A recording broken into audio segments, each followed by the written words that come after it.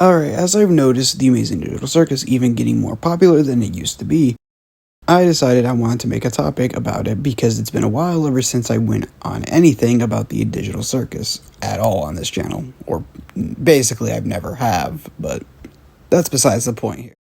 But I will be going over how strong all these characters can really get. So if you would like to see more content like this in the future, I would recommend liking and subscribing so you can see more content like this in the near future. But before I even do start with the scaling of these characters, I would like to say thank you so much for 200 subs. I could not have done it without any of your guys' support or help, so I would like to thank you so much on that part.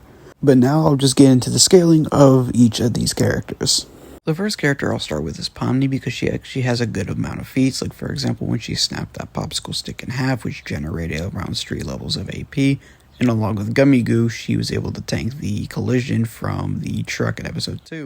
So that would generate around small building to large buildings levels of durability. The problem with the verses is that like most of them don't really have feats at the moment, as they only have like showings of a couple times, and then with the guns being somewhat of their newest stuff. But rather than that, there's not really too much.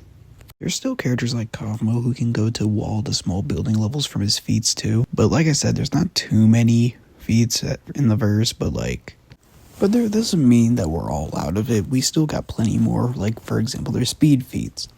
Like for example in episode 1 when Zax went away from extracted Cosmo, he was able to go around superhuman speeds, so there's that for him. But I guess let's go over to Pomni. Pomni could react to Cosmo, who generated around peak human levels of combat speed, so there's that for them.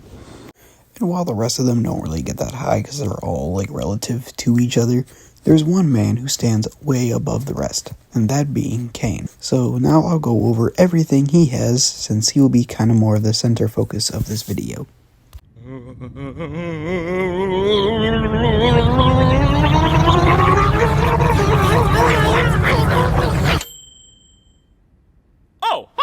To start off, let's go over his abilities, and one of his most prominent ones is dimensional travel, as he was able to travel from the restaurant all the way to Pomni, which, stated by Gooseworks, is one of Kane's special realms.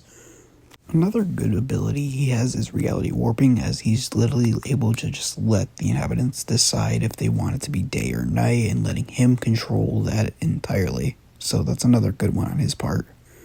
And there's tons more abilities for the other guys in Amazing Digital Circus too, but I'll just list them on screen right now.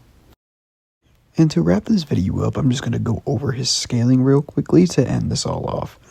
He was able to create the Digital Circus, and it's implied he did because he was stated himself that he did not know what to put on the other side, implying that he created it. So the fact that it has stars and stuff alone would easily at least be star level from at least the stars alone. Or if you really want to use the other ends, it could at least get a unique from implying that if it is a universe itself. So yeah, that's to kind of wrap this up. But yeah, if you would like to see more videos like this, or at least some of the animations, feel free to like and subscribe, because then you'll be able to see more content like this in the near future. So yeah, have an amazing day, and I hope to see you guys soon.